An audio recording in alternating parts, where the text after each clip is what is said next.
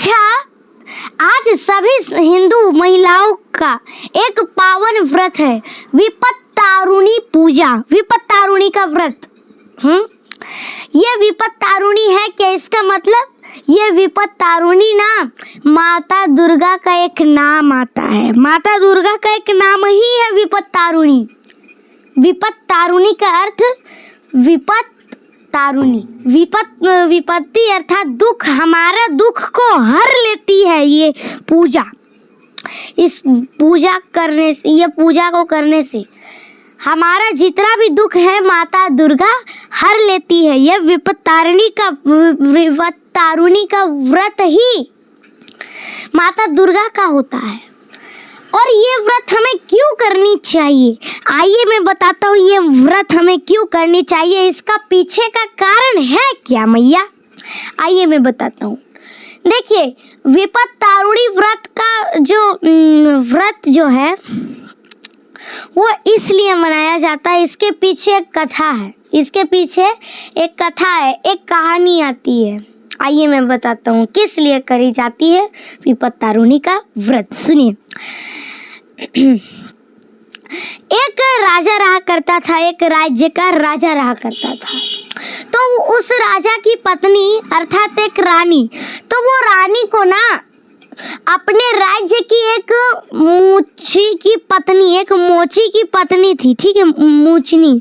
तो रानी को उस मूचनी से ना बड़ी दोस्ती थी, लगाव था, दोस्त मित्र जैसा दोस्ती थी। तो रानी कहती है कि हमें ना गाय का मांस देखना का बहुत मन कर रहा है, क्योंकि ना उस रानी के महल में सब एकदम कोई भी ना मांस मदिरा कुछ नहीं खाता था, यहाँ तक कि लहसुन प्याज भी उस रानी के महल पर नहीं चलता था, लहसुन प्याज भी नहीं चलता था। सब वहाँ पर भक्त थे भगवान के।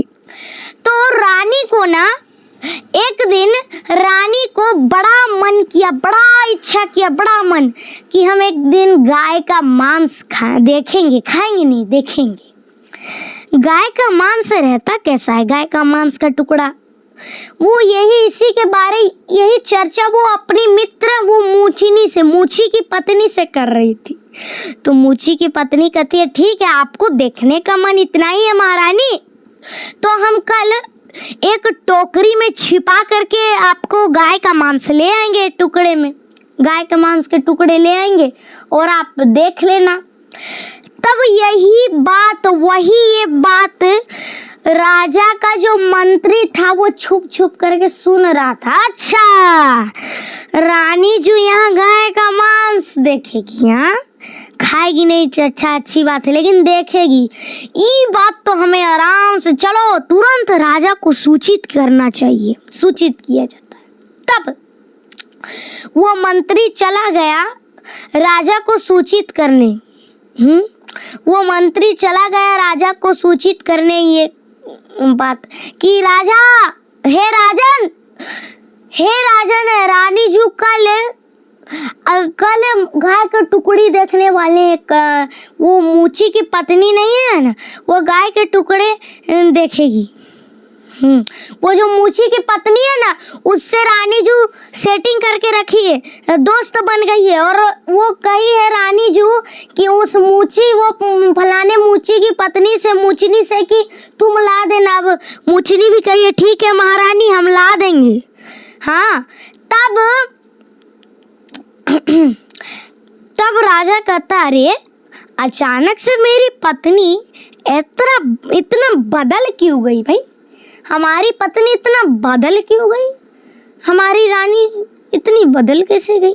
क्योंकि हमारी रानी तो मांस का नाम तक नहीं लेती थी। तो महारानी ने तो आज तक नाम तो लिया नहीं था, लेकिन उन्हें पता नहीं कैसे इच्छा की गाय का मांस देखने का। तो अगले दिन एक टोकरी में वही मूची की पत्नी, वही मूचनी भर के ले आती है गाय के टुकड़े के 13 मांस, गाय के मांस के 13 टुकड़े लेके आई। कितने टुकड़े गाय के मांस के? 13 टुकड़े एक टोकरी में छिपा करके ले आई। छिपा करके इसलिए लाई क्योंकि उस टोकरी में मांस, गाय के मांस के टुकड़े, 13 टुकड़े किसी ने देख लेता ना, तो उस मूर्छनी को मृत्युदंड की सजा भी मिल सकती थी। तो फिर मंत्री फिर अपना काम पर गया। वो चुपके देखने लगा। अब रानी देख रही है, रानी जो ये अच्छा ऐसा होता है क्या, गाय का टुकड़े के मांस 13। तो वो मूंछनी कहती है, महारानी हम चुपके से गाय के मांस की 13 टुकड़े लाए हैं। कहा दिखाओ दिखाओ दिखाओ। तभी मंत्री गया महाराज को सूचित करने, महाराज महाराज महाराज, हे महाराज अनर्थ हो गया अनर्थ हो गया अनर्थ हो गया। कहा क्या हुआ? कहा महाराज अनर्थ हो गया, हमारे जैसे इस बिना मांसाहारी महल में आज मांस आ गया, गाय के मांस के 13 टुकड़े आ गए। वो रानी जो देख रही है उस मुचनी ने ले आए हैं टोकरी में छिपा करके, महाराज तुरंत जाइए और सजा दीजिए। तब महाराज गया, ये पगला तो नहीं ना गया है हमारी रानी को ऐसा आरोप लगा रहा। गया राजा चेक करने। अब रानी को जब ये पता चला राजा आ रहे हैं, वो भी ये टोकरी को देखने के लिए, अब रानी के पैरों तले जमीन खिसक गए। डर गई रानी, हाथ पैर कांपने लगे रानी के।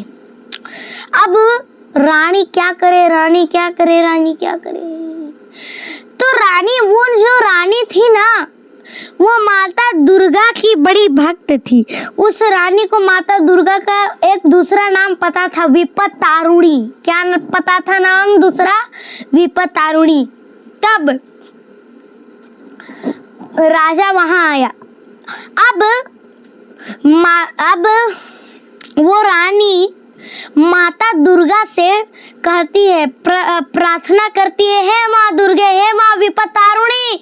माता विपत्तारुणी का नाम लिया, विपदा को हर लो, हे माता विपत्तारुणी कृपया करके, हे विपत्तारुणी माता कृपया करके सिर्फ आज भर एक बार हमें हमारी पति राजा जी से बचा लीजिए, नहीं तो हमें राजा दंड भी दे सकते हैं। माता हमें बचा लीजिए, माता हमारी रक्षा कीजिए, माता रक्षा कीजिए। बस गाय के मांस के जो 13 टुकड़े थे, तो माता ने ऐसी कृपा की, वो गाय के मांस के 13 टुकड़े 13 फूल में परिवर्तन हो गया। 13 फूल बन गए वो गाय के मांस।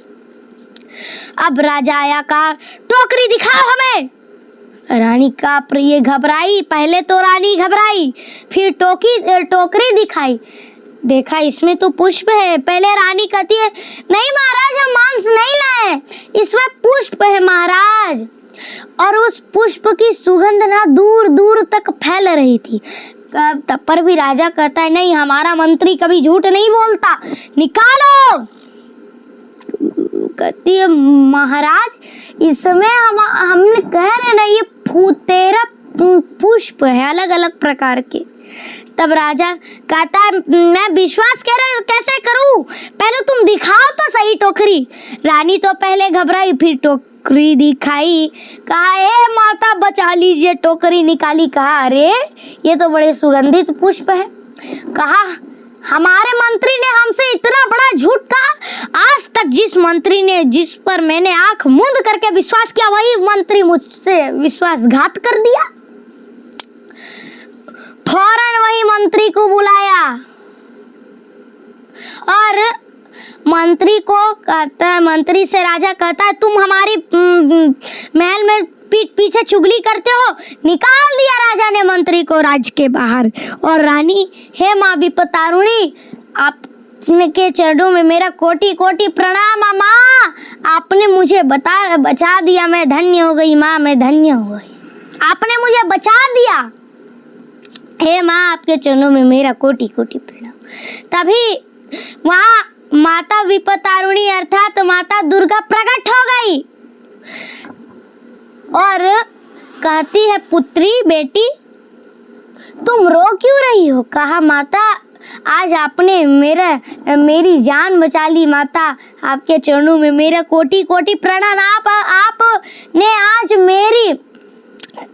रक्षा की, इसलिए मैं रो रही हूँ कि यदि मैं आपको प्रार्थना नहीं करती और हमारे राजा देख लेते मांस तो मेरे साथ क्या होता है। हे माता, आपने मेरी रक्षा की तो आपके चरणों में मेरा कोटि कोटि प्रणाम। तो माता जो दुर्गा थी, माता दुर्गा ने कहा मैंने तुम्हारी रक्षा इसलिए की क्योंकि तुमने आज विपत्तारिणी के व्रत में मेरा नाम लिया, इसलिए मैं तुम्हारी रक्षा की। और जो भी स्त्री इस पर्व में मेरा नाम लेगी मैं सदैव इसी तरह उसकी रक्षा करूंगी। ये थी विपत्तारिणी पूजा की पावन कथा। और माता दुर्गा ने उस रानी से ये भी कहा कि जो इस व्रत में जो भी महिला अपनी बच्चों को या अपने पति को कच्चा धागा मुझे बांधने के बाद अपने संतान को या अपने पति को बांधते हैं, वो उसकी पति की नहीं तो उसकी पुत्र की आयु लंबी हो जाती है। इसलिए हर स्त्रियों को लंबी आयु बढ़ाने के लिए, अपने बच्चों के लिए नहीं तो अपनी पति के लिए लंबी आयु के लिए ये व्रत अवश्य करनी चाहिए। विवाहित स्त्री के लिए तो अवश्य। ये थी ये पावन कथा।